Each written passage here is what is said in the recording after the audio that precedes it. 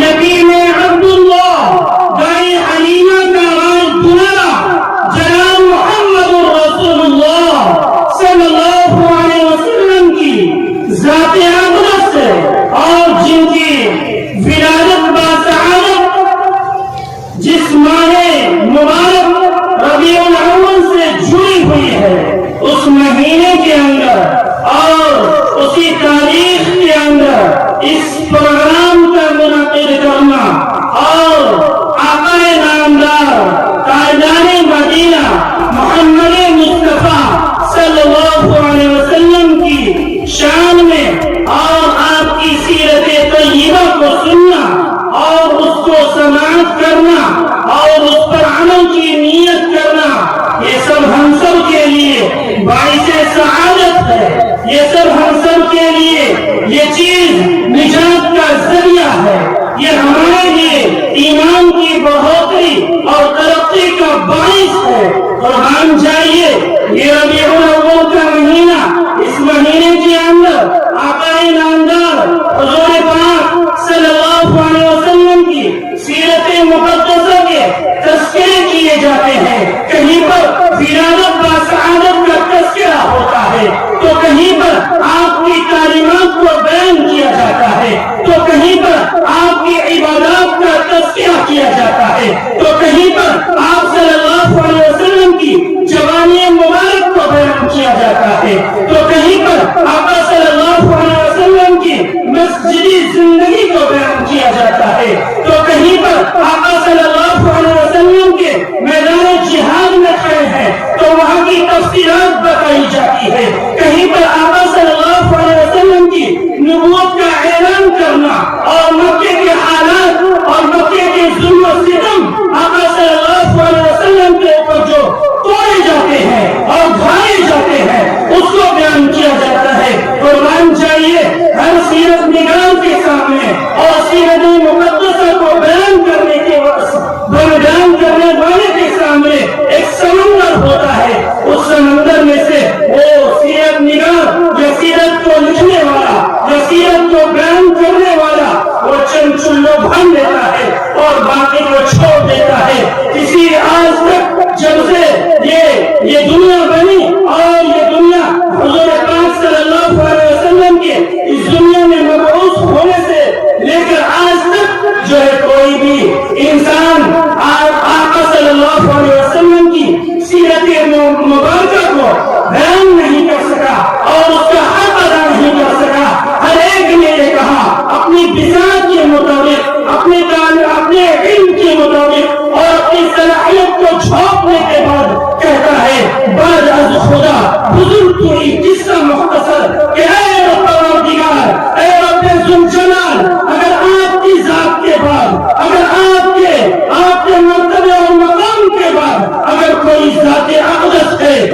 جس کی شان اور جس کا مرتبہ ہے، جس کا مقام ہے، تو صرف اور صرف آقا نامدار حضور پاک صلی اللہ علیہ وسلم کی ذات اقدس ہے۔ تو مجھ جیسا ناچیز اور ایک طالب علم حضور پاک صلی اللہ علیہ وسلم کی سیرت کو کیا بیان کر سکتا ہے، لیکن سیرت کا طالب علم ہوں، اس لیے چند جھلکیاں صرف میں آپ کو حضور پاک صلی اللہ علیہ وسلم کی سیرت کا دکھانا چاہوں گا کہ میں ناچیز ہزار بار بچویم دہنو مشکو گناہ بلوز نامے تو گفتن کمال بے ادبی رسی۔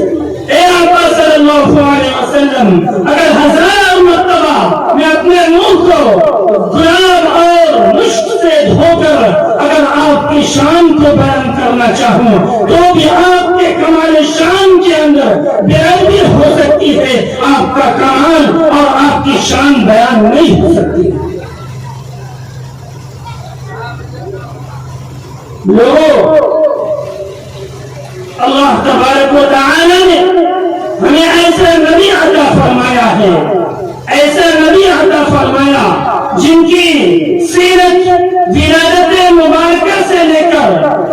اور میں اور آگے بڑھ کر کہنا چاہتا ہوں کہ ولادت سے بھی پہلے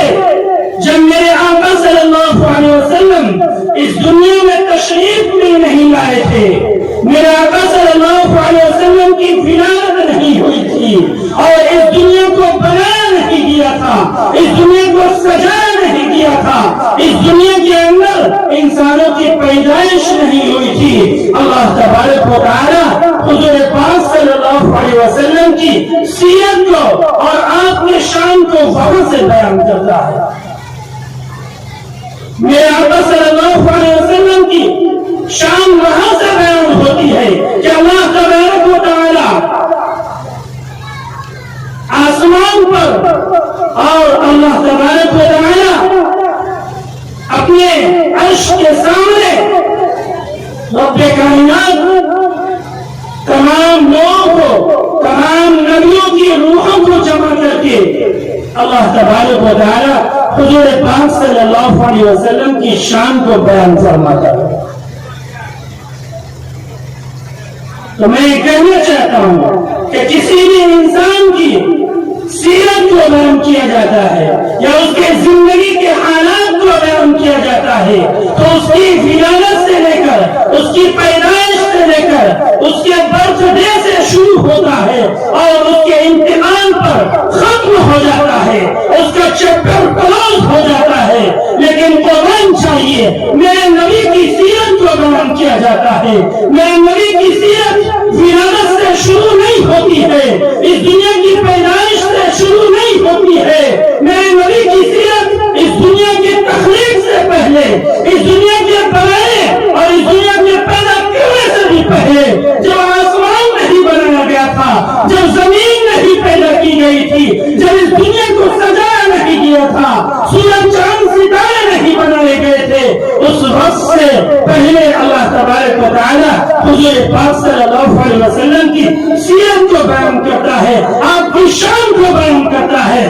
آپ کی شان وہاں سے شروع ہوتی ہے اور آپ کے وفات پر، آپ کے اس دنیا سے پیدا فرمانے پر آپ کی سیرت مکمل نہیں ہوتی، بلکہ آپ کی سیرت اس دنیا کے ختم ہو جانے کے بعد بھی اور حشر کا میدان قائم ہو جانے کے بعد بھی اور حضور پاک صلی اللہ علیہ وسلم کی شفاعت اور حضور پاک صلی اللہ علیہ وسلم کا جامع کوثر تقسیم ہونا اور حضور پاک صلی اللہ علیہ وسلم کا جنت کے اندر اپنی امت کو داخل کروانا، وہاں تک یعنی آخرت تک جو ہے میرے آقا صلی اللہ علیہ وسلم کی سیرت چلتی ہے اور میرے آقا صلی اللہ علیہ وسلم کی سیرت وہاں تک بیان ہوتی ہے۔